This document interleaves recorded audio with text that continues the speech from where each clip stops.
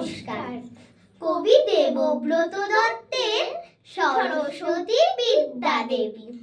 সরস্বতী বিদ্যা দেবী আমরা দু ভাই বোনে সারা বছর পড়ছি কত, আছে কি ছাই মনে?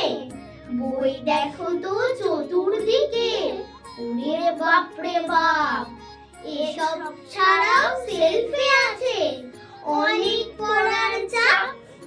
পাহাড় প্রমাণ আমরা পড়ি, নদী প্রমাণ লিখি।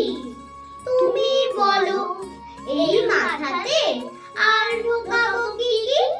বিদ্যা দেবী তুমি যে বলবে বাবা মাকে একটু যেন খেলতে দেন, লেখাপড়া